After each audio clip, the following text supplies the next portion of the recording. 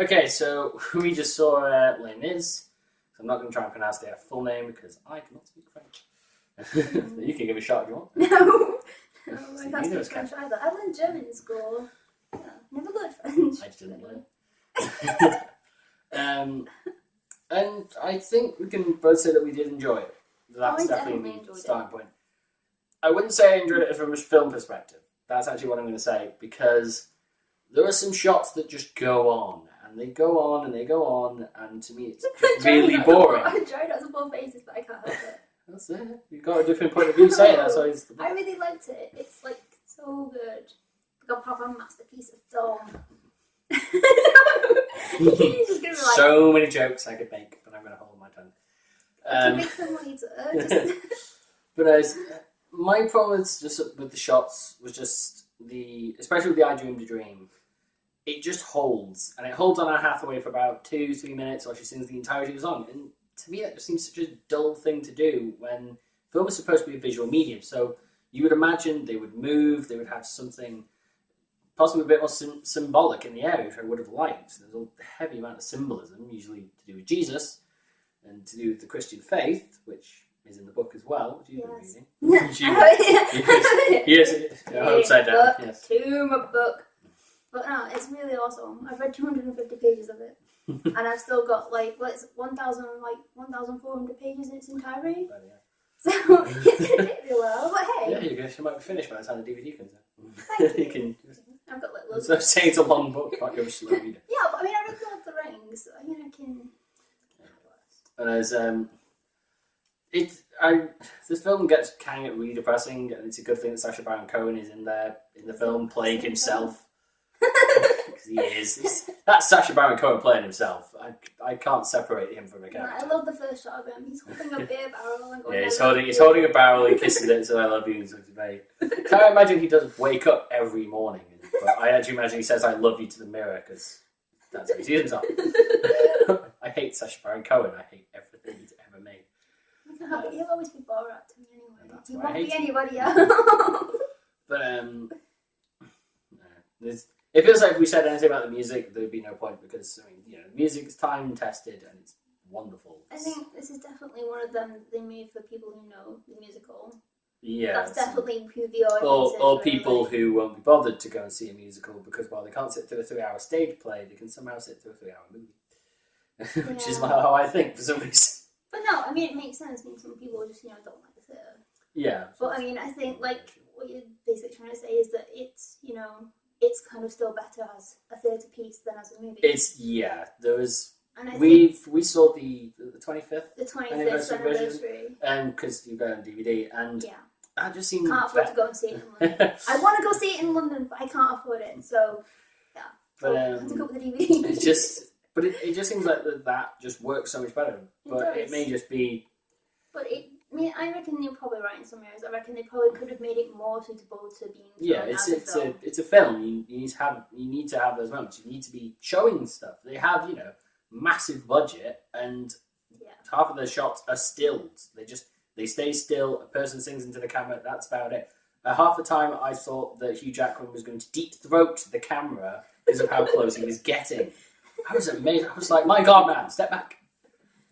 You can see down your throat. I don't want that. I don't want that picture. I want that mental image." But no, put that aside because that's kind of like the only reason why you didn't like it, isn't it? Is because you could blame that. Yeah, but I mean the music was good. I mean the singing was really great. And I know quite a lot of people. I've heard people who complained about it, and Exactly. I will admit that I am not at all an authority on the singing on music that I can really say whether it was good or not. I mean, it's fine. People have complained about. I think it's Russell Crowe. Yeah, a lot. I didn't have a problem with him. I was fine. No, it did seem fine.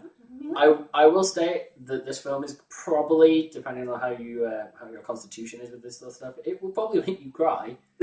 Which it happened a lot in our cinema. You could oh my God, our cinema was so packed. I don't think we've ever been. I haven't been to a packed cinema in ages. I haven't. No, but I go to films at ridiculous times in the morning, like 10 o'clock, to go see. And I knew it was going to be busy, but I was expecting a Saturday afternoon with it because it snowed so heavily here as well. Yeah, it's actually we went to the cinema after a heavy amount of snowfall around here, and it was people really wanting to go see this film. Yeah.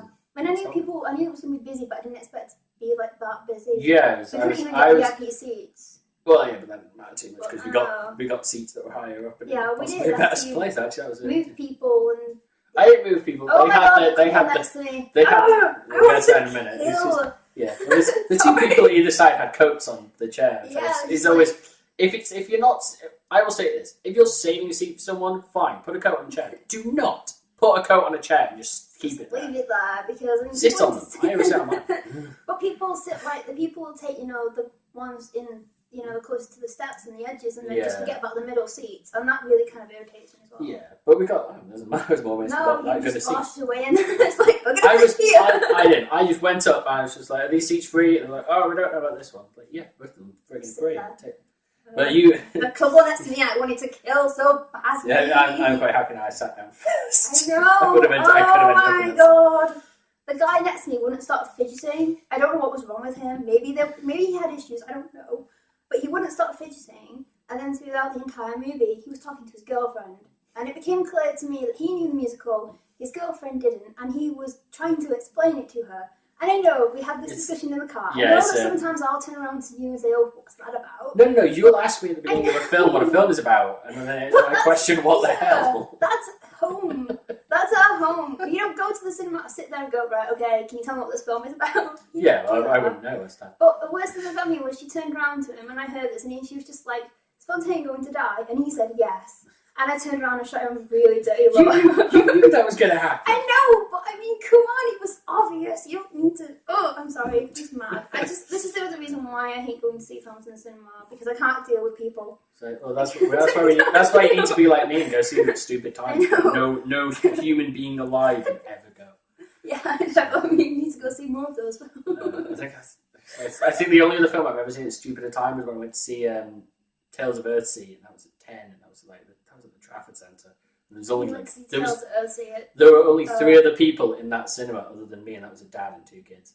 Oh, I don't even think Tales of Earthsea is even worth It really wasn't. The first time I watched it, worst Studio Ghibli film ever. The first time I watched it, I fell asleep. I was really Sounds about right. I just it was just fun. But, if this film didn't have Sacha Baron Cohen and Helena Bonham Carter, it would be a ridiculously depressing film. I forgot she was in it until she appeared, and I was like, oh hey, yeah. She still kind of looks like Bellatrix Lestrange though from Harry Potter. So I was like, oh, so you didn't get killed by the Weasleys, did you? You just fucked off. That's up to France. That explains everything. A completely different century as well. Yeah. How did you do that? You're I know. I just realised I've just sworn in the video for all people. I don't know. I don't swear in the videos. It happens. But it's just. I did swear. If this film had been awful, I would have been swearing countless times. So. No, I think one of the big issues with this film is that I found in the reviews that people are going in and expecting something from it. And perhaps it's the way it's being filmed, or perhaps it's the singing, but when they come out, it doesn't really, I don't know, it doesn't live up to some people's expectations. But I think those people... I would imagine if you take it from what I was saying before, it not being like a film should be, and there are those long shots, people aren't used to that idea. Yeah, I think it's the critics who mean evil. No, critics have varyingly liked this. That's the thing. I've seen people who've liked it, I've seen people who've not liked it, and it's up to them if they do or they don't, and it's up to the viewing public. Anyway, I liked it. That's all that counts. I liked it. I don't care. But as there are some really sort of great moments. There are some really stupid. There is one defiant little bugger of a kid, which is brilliant. He just keeps singing at them. You're getting shot at. Run, you idiot! But did you notice how because they're all supposed to be French, right? So I didn't expect them all to be have French accent. But the thing is, with it being in London, that little kid still has a Cockney accent. If you listen to it, you can still hear. Yeah, when I hear the accent. Yeah, because that's in the actual 25th anniversary as well. He's got the kid who plays. Yeah. What his name is? I can't remember his name. No, I don't know. I know it's. But he has got a really London accent. Yeah, but there's nothing wrong with it. He does. He reminds me of Dodger from Oliver Twist. Hugh Jackman and Russell Crowe aren't French in any way, shape, or form. No. Hugh Jackman and Russell Crowe's Australian. Russell Crowe's Australian. You're asking me these questions, and I don't know who these people are. I don't know these people. Russell Crowe was Javert. Hugh Jackman's John Lennon. Yeah. Wolverine. I have to go further. Oh, is that who he is? Hugh Jackman was Wolverine. Oh. Yes.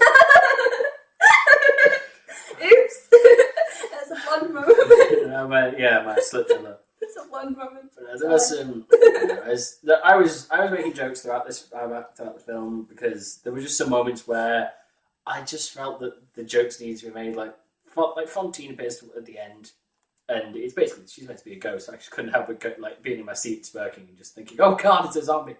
And so they're putting him in everything. Might as well have been come back to kill him. He didn't look like a zombie though, did she? You don't know. You just wait to see. And there's other bits. I was taking the mick out of this film. I couldn't help it. It's the way I am with stuff. It keeps you happy though, doesn't it? It does make me. It kept me. Film. Really there was, they kind of almost through the whole film. I swear to God, someone was crying. Yeah, was it not too much in the beginning. Bursting. The further on it went, the more there was a sort of chorus. Fine, though, because chorus line of crying. Yeah, but it's fine because it's the type of movie that does movie that way. It's all about the human spirit and humanity and stuff like that. It does. I definitely think you need a tissue, or at least a box of tissues when you get to it. I only cried at the end. I will give you. That was impressive. You. I held up until the end. I thought you'd break far sooner. I thought. Yeah. I don't know when. I thought. But you see, I thought when because I know it though. That always makes me cry though, because I always feel so sorry for her. It always gets me that bit. It's my favourite song as well. That one. I'm trying to think of what else I can think of is. There's a fair jokes I make. Basically, Jean Valjean is Jesus, so he should be called Jean Valjean. That was mine. He died for your sins. Don't you forget that.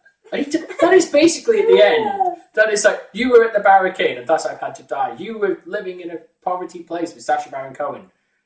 I really regret having to die for having met Sacha Baron Cohen. That's what he's doing. That's just, But I mean, once you read, if you want to read this, if you actually read this, you realise, it's heavily religious. I'll stick to my comics. Yeah. But no, I'll stick to my fantasy novels. But it's heavily religious, and it's all about, finding yourself and finding... Yeah, I could see a lot of the iconography. I mean, there's even, in every sort of... You could probably play a drinking game. You really need... Play a drinking game. Every time someone spots a cross... You take a drink. That is the virtually in every other scene. There probably was a cross. Yeah, there's somewhere because at the end I didn't notice it early on, towards the end, but I thought that was because they were making more of the point. Yeah. Although I wasn't sure if I was aware of it. I wasn't sure if I was aware of you because at one point it cuts to when it shows Jean Valjean's room after Cosette's grown up. I'm sure that the candles he has on the side that he packs away into the suitcase are the same ones he gets at the beginning. I looked at. It was really odd because yes, they are. And he keeps are they on the same one? Right? It's just never. Yeah. He sells them in the book and also in the bit of the theatre bit. Yeah. He sells all the other silver and all the other stuff that he gets from. Oh right. So I was right. It just seemed very. I didn't see that. Yeah, and so the other thing he keeps is the candlesticks to remind him. Yeah, that's absolutely correct. Yeah, which is what I thought it probably is the message. So it's a little inside of it. It's useful to have read the book before, isn't it? Yes, it's why having someone with an English degree is useful for these things sometimes.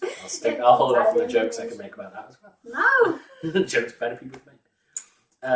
But I mean, I don't know if I'd go and see it again. I don't really know if I get the DVD. I mean, I've seen it, but I don't think I really would. But I don't think I'll probably go back. Well, I don't know. I probably wouldn't go back to see it and maybe know that I've seen it because I don't really go back. Well, what about you? What if other people are going? Not on your own steam. Well, I don't. I probably would go with other people. I know my mum wants to go see it, but she's busy trying to talk my dad into going to see it. So they'll probably go together. And I don't know. I'm supposed to be going to see something else next weekend, and that was supposed to be Life of Pi because I've still not seen that yet. I might go see that one. But I don't know because you said it was looking like they were slowly phasing it out. So yeah, I don't know if they'll still show after a while. That was one of the ones we saw. I need to go see buying Gangster Squad at some point because Gangster Squad's supposed to be funny, even if the people haven't liked it that much. You wanted to go see that air thing, and that I didn't like. I was saying, we got trailers because at The Hobbit we didn't because our cinema was smart, and they go, it's a 3-hour long film. We're not going to make you sit through trailers. Lots of trailers in Netflix for this though. Yeah, there was a fair few. Obviously, that was the extended to the 3 hours because the film's only 2.5 or 2 hours 40. Mm-hmm. And we got a trailer for Flight with Denzel Washington. That looks really good. I know you didn't really look at it, but it looks really good. And I like those sort of films. Mm-hmm. And then we got what was that? Awful looking thing that everyone else in the cinema was laughing at, and I just hated it. Oh, it was the rom-com. It's the new British rom-com. No, not that one. The one with the old age pensioners singing. Oh, song for Moira. Song for Moira. Oh, Myra. Maria. Song for someone. Song for someone. I don't know. I can't tell. This is why I wish. Maria or someone like that. I thought it was Moira. I thought it was M-O-R. I don't know. I can't remember. But that just. But everyone else was laughing about it. That looked like I would hate. Basically, but it's a singer who comes into a bunch of old pensioners, and she's just like, "Let's go and sing and go into a contest."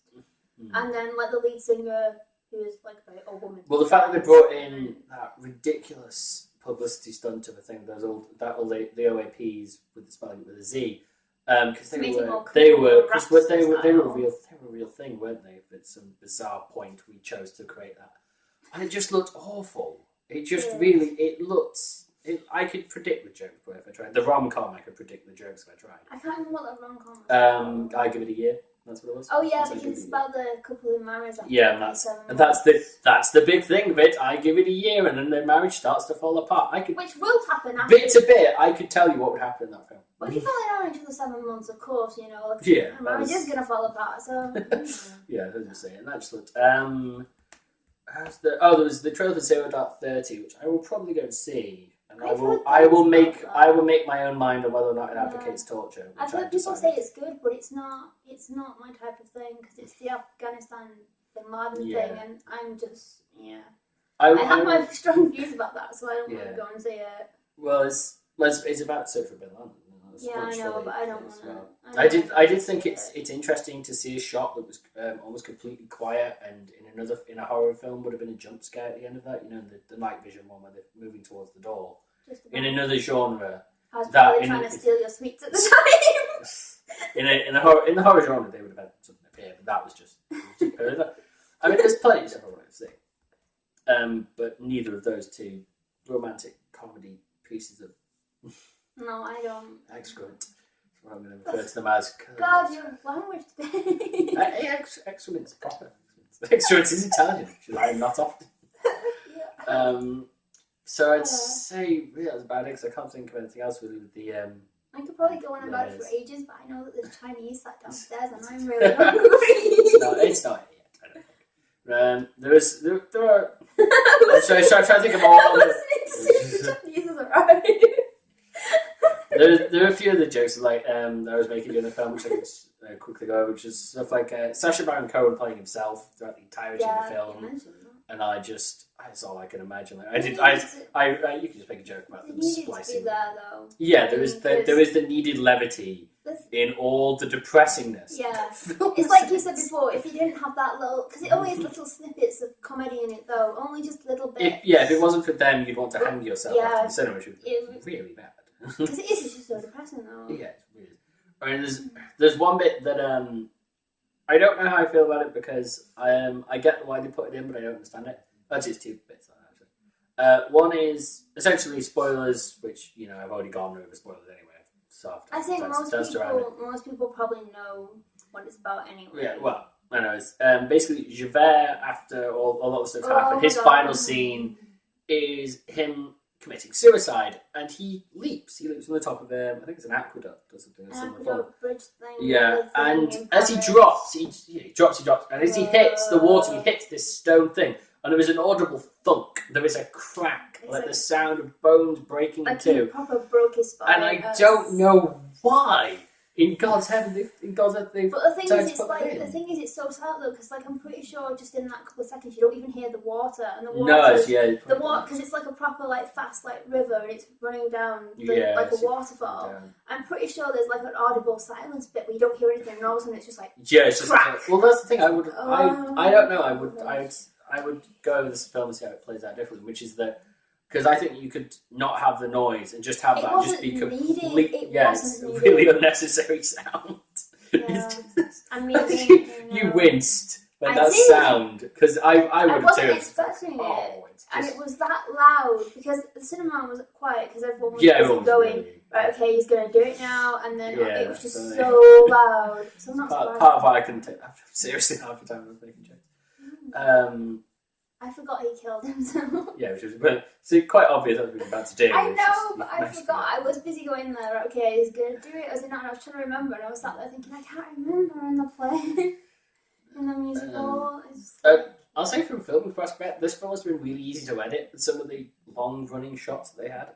There were some bits where I thought, it's difficult to edit because you have to get all that part together, but stuff just runs. There's shots that just run and they run. It's like, well, it's because they filmed it all at once, isn't it? That's like. Well, no, but with some of the other bits, they obviously had filmed it several times, so that's why they can get the shots together. With the singing, that's what you said. Yeah, that was thank you, reminded me. When they sing "One Day More," in my head, it plays out differently. They have it so it keeps cutting between them as they're singing it, and I don't know why, other than possibly just because it would ruin how it was designed, is why they didn't separate all four out in the screen. So you could see all four separate singers singing at the same time, and to bring it all together, like you would see it on stage. And I don't know why they didn't do that. Because there is the four of them. There's Cosette and Marius. There's five, because there'd be Cosette, Marius, Jean Valjean, Javert, very briefly, Eponine, and everyone at the barricades. Actually, there's six. And so there's all this. I don't know why I didn't do that, because I would have had the main four being there, and then the final shot could have been at the barricade, and that would have been fine. I don't understand why they didn't do it. I don't looked odd though. I don't know. Well, that's what I'm wondering. It looked too odd having it split screen like that. Yeah. It's suddenly a 24 reference. Oh, you just reminded me of something else. Yes, one of the other things that people have been complaining about is the time. Is the fact that it cuts suddenly to like 8 years and 10 years and whatever years. Yeah, it does. There are some serious time jumps. I don't know what you call that. I would. It's. It's whatever you call it. You wouldn't call it specific. It is just the narrative. And like all of a sudden it cuts from like the scenes and it's a couple of years down the line. And I've heard that people really hated that. But I mean, the thing is, in the actual musical theatre production thing, that happens, and in the book, that happens so much. It was like the other day I was reading a page, turned it over, and I just sat there thinking, "Oh, 8 years has passed," and I was just like going, 8 years? What the hell? Did the pages of my book suddenly fall out on the floor? Yeah. I've as a person who's like read the comics of The Walking Dead, if you ever read those, if you like the TV series, if you read the comics of The Walking Dead, it skips so quickly. There's no time between things. It goes from event to event to event. But that is sort of the way. I didn't have a problem with that though. No, I was worried that would be an issue. Because so many people were complaining about I think the problem is that there's those time skips, and Russell Crowe and Hugh Jackman don't seem to age. They are the same. It's like 9 years go by and he looks exactly the same because he's grown up, and I'm just like, I think someone's drunk from the fountain of youth there, my friends. She's just drawn some more wrinkles on him or something. He looks old at the end. He looks like he's aged. He's got some eyeliner. Yeah, he doesn't look... Yeah, he looks. It's bizarre because he doesn't age throughout the film, and yet at the end he does look slightly older. Like dying, but there's barely any time has passed at that point. At least not more than they haven't said it. Yeah, I can see why people might have a problem with that, but I didn't. I mean, I'm used to things like that. I understand its point because you have to skip it along because nothing happens basically. Yeah. Or else, I mean, in the books they use it as a plot device where the 8 years, it's 6 or 8 years go past between you know. Doing the parole thing and getting him into the mayor status. Yeah. Well, in the book, they do it so they kind of hide his identity, so that you as a reader kind of question. You kind of in the back of your mind, you know it's him. Yeah, you know it's Jean Valjean, but still the question is raised, and you're just like, is it really him? So I kind of get why they did that in the book. I would question how stupid everyone in this film must be to not recognise people half the time. Because like they don't spot Javert at the barricade until a little kid goes, "Wait a minute, isn't he a cop?" I was like, how'd you wearing a disguise? His disguise was a hat. That was what his disguise was. Not the Simpsons. It's just so... It's like, you look very familiar. Like, oh, do I? I'm like, yes. But I don't know who you are. But I walk away and I'm like, what the... look all the same. This is the problem with, like... This is what actually that sort of does bug me, the fact that they don't seem to age when they change, because you suddenly don't... doesn't seem to be a reason why they wouldn't recognise them. They look exactly the same as they did like 9 years ago. It makes... Did you notice that the guy that they got to, you know, when Jean Valjean bursts into the court and he goes, "I am." Yeah, I Jean Valjean. You know the guy who they wrongly accused of being him. Yeah. He didn't look anything like. He didn't look anything like Jean Valjean. Well, no, it shows. No. It shows after that many years that Javert has no clue, and so he's just going, "You're Jean Valjean, you're Jean Valjean, you're Jean Valjean," and he just after a while they just had to fire him because he just went mad. No, he committed suicide because. So that's what they tell you. But no, it doesn't look ridiculous. He's got this ridiculous going after him all the time. I mean, the man stole all over bread, and after he gets released, it's like, no, I will hunt you down everywhere you go. Just because you didn't go to this place where you were supposed to, and you broke your parole. Yeah, you skipped parole. I will now became hunt a you mayor, down. and then, like... he became a paragon of virtue, essentially. And yet he's more than willing to go, no, I will arrest you now. Well, in the book, he actually makes this little town really prosperous, and it's because of him, like, he says that. He says that. One side of France actually becomes really rich and gets, like, a whole, like, half of France out of poverty in the book. Impressive. Yeah, well, he just does that because he comes, like, all righteous and stuff. Yeah. And I look at when they did, I can't remember what the song is called now. It's where Fantine is being basically kicked out of her job, where they're accusing her of possibly being a prostitute. It's another... I forget what the song is now. Another Day Over. No, I can't remember. Oh, and they accuse her of the... it's when they're accusing her. That scene, actually, I think is some little kid she's hiding in... Yeah, that scene. I think that entire section is done really well because you have stuff like... She's in, like, this pink, quite not like a really ridiculous bright pink, but like a dark sort of pink. And she stands out away from all of them. Because she's white. And then you have these bits where they're ganging up on her and it's all close-ups and they're sort of pushing her back, and it really worked. You can see the sort of hate. You want to know what the inside of it is about that? Because I know about that. Okay, what's the inside of it? Well, basically, he sets up the factory and he divides it like men will work on one side of the factory and women work on the other side of the factory. But he can only employ virtuous women. Oh, right. So the women have to be, either they have to be married or they have to still kind of be virgins. Right. So that's why they hire Fantine. And then actually they go, oh my God, she's got a child. She must be like being a prostitute and everything to pay for this child. And they're just like, she's not virtuous anymore. So because she's not virtuous, it then affects everybody else. Yeah. But if you notice, like some of the other women, their song they sing, none of those other women are virtuous. Yeah, I was guessing that. I was going to say that. It's like, there's not a one of those I believe is that virtuous. I don't think. Probably married and not having some kind of affair. Well, she says that to one, doesn't she? She says, we'll be a bit just on the like, side. yeah, exactly. Really, it's like, you take me down, I'll take you down with it. But that's what that scene is all about. I did. There is actually one of the shot that I loved, but maybe because I was taking the mick, where they climb atop. I was taking the mick out of that so much I couldn't help it. It's where they climb atop the funeral parade. Oh yeah. And then it's Marius and the other guy, and they're standing there and they draw the guns, they're like that side by side. I was like, what is this? A 90s a buddy cop film, really? Because it seriously looks like they're about to go bring it on. What is it? It works though, doesn't it? It works, but it just seems so out of place to me for some reason. You have to make your own levity in this film, because otherwise you will be dragged under by the sheer depression that the film takes. And they do keep to the book well, because the tooth pulling scene, which no, please! is the tooth. As I say, tooth pulling scene. There's about 3 shots. You see nothing, and it skips and it does that, and then she's just off to one side. It's a 12A. Yeah, I did, because when they started to talk about it, I was like, "This is a 12A, right? There's no way they'll show what they'll show." Yeah. They might say. They do cut off all her hair and they pull out her teeth and then they make her a prostitute so she can run it. But in the book, it is like a lot more. Yeah, like imagine it can be. But this was a 12A. If they'd made it 15, they probably would have showed. They probably would have showed more. They would have had. I'm surprised for the one time it has anything to do with the mouth. They didn't have a close up. It's really ridiculous for some reason. The one time it has anything to do with the mouth and they don't have a close up. Well, the next scene ever is she's got like blood all smeared around her mouth. Yeah, she's got this like, sort of bloody handkerchief. Yeah. But it's the film overall is a little depressing, and there's moments of levity. A little. I'm being nice. For one. It's a lot depressing. It's you need a box of tissues. You didn't. You would have needed one. I needed none. I was trying to think like the last movie I seriously cried over was Marley and Me.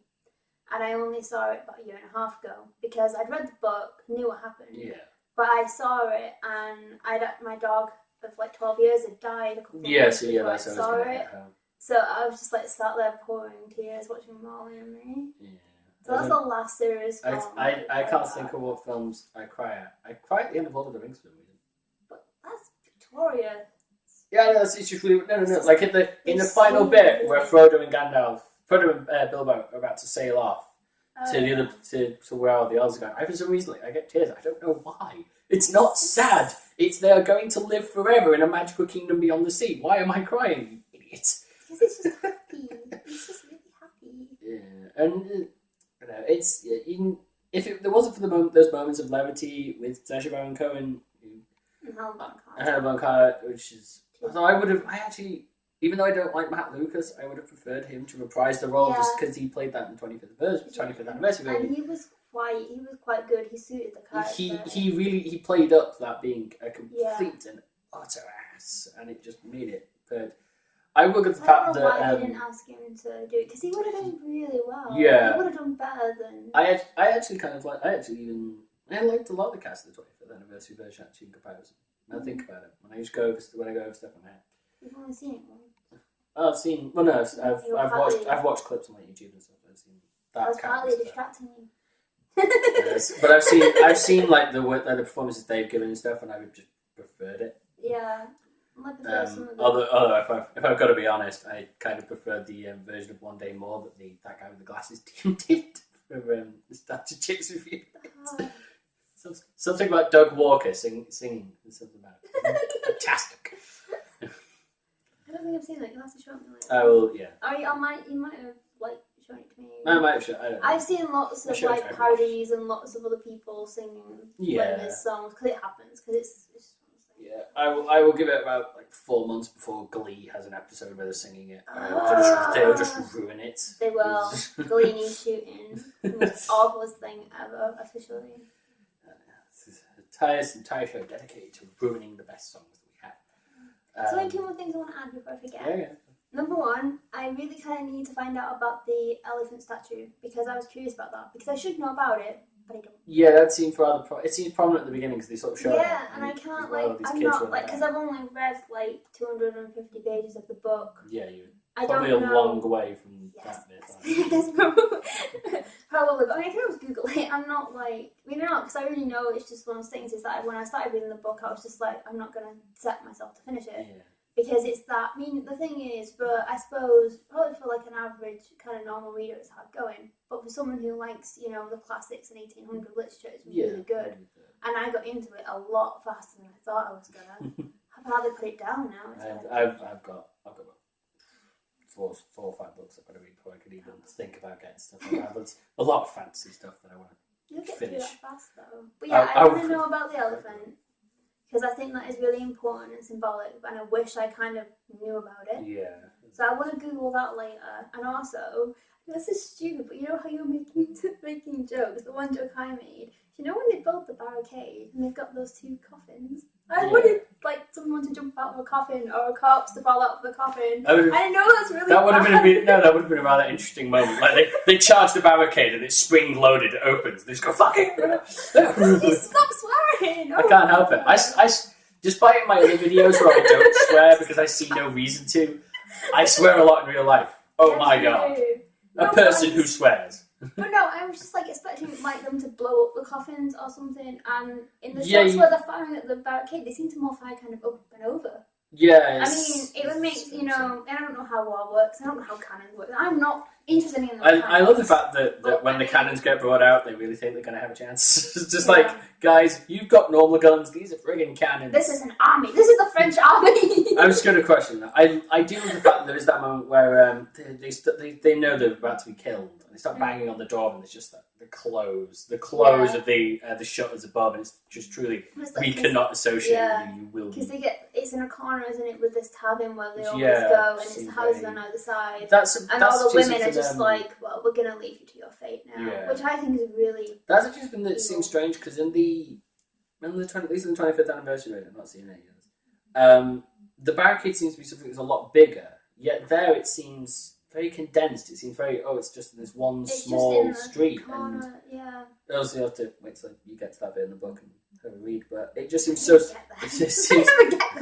It just seems so strange that it's just, it's this tiny barricade, and they can't do. Well, you know when the leader guy, I don't remember the name. I'm no good His name. I don't think his name really ever gets said. I think it might. I'm pretty sure. It probably does it like one quick. But you know when he turns around to everybody and goes, "We're the last ones left. Everyone's deserted." Yeah. I was sat there at that point going, "Right, does that mean that there's other barricades? Does that mean that there's been other barricades in other areas?" That seemed to be what they were saying. Yeah, and that's what they bring all up. the barricades had fallen and they were the last left. That's he does sort of say that. Then it's more kind of like the next bit is like, oh my god, like they're the last people left, and there's been no other barricade, and it's just them and everyone else who was there has deserted them.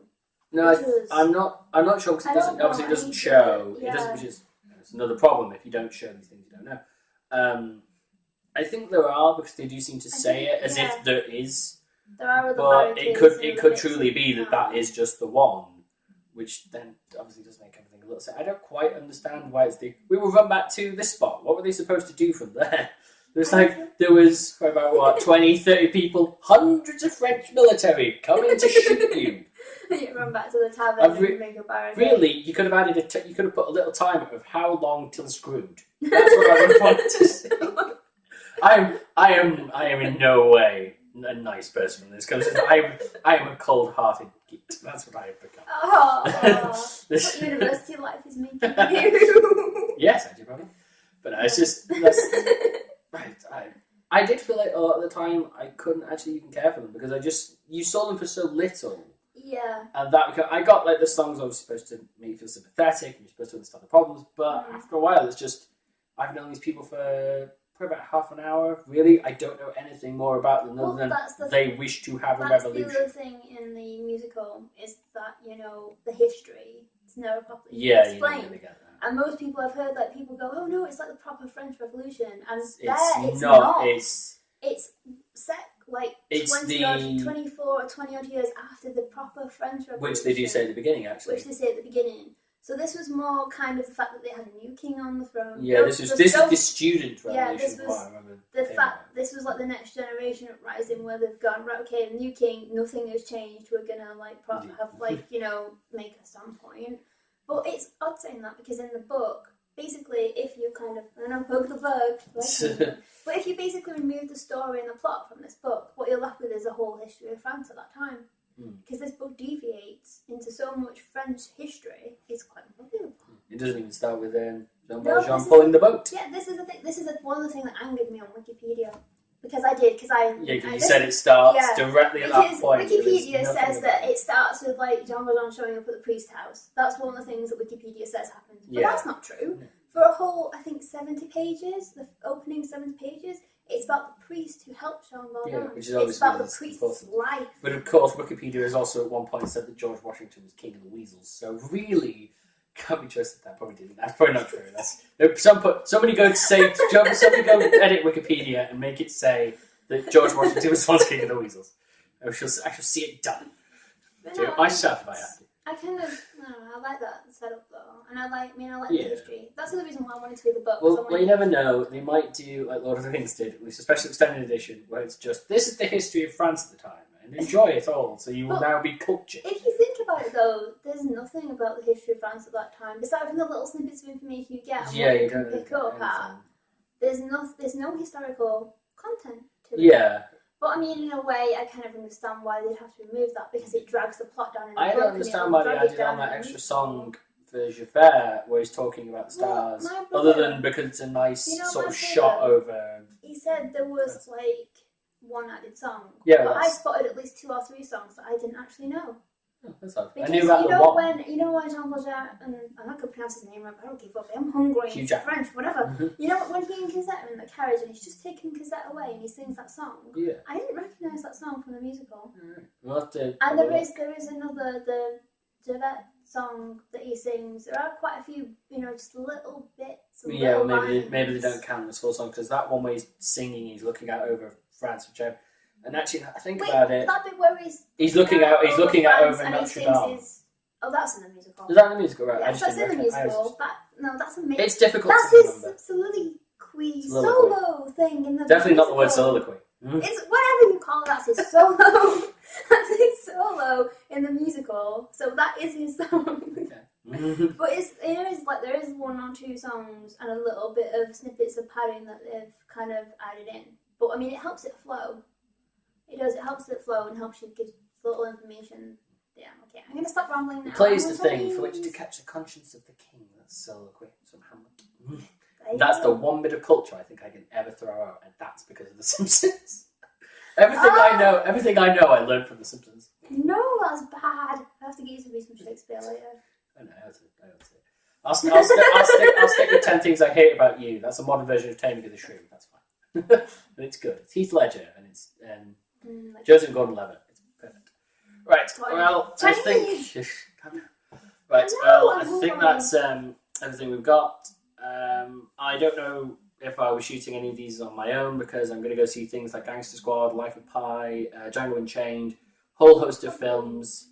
I might just do quick videos where I just talk briefly about them. But you can expect the next Anime Oddities episode to be up first week in February. I've got 1 or 2 other show ideas that I might put out at the same time. One that I might be more tempted to do as a weekly thing, but I don't want to do that because obviously with the university and I never know what I'm going to be doing. And me. And you as well, of course. So take it up. I need lots of attention and care. You know, I'm like a puppy. I need lots of attention. So many more jokes I can make. But we'll see you again surely with the next film that comes out, which will probably be Cloud Atlas. Ooh, I want to see that so badly. Which, from what I hear, is pretentious as all hell. So I don't care. I had to write an essay about it, so... So you want to go and swear at the film? No, I just want to go and... It was good. Okay. Alright. See you later, people. Bye.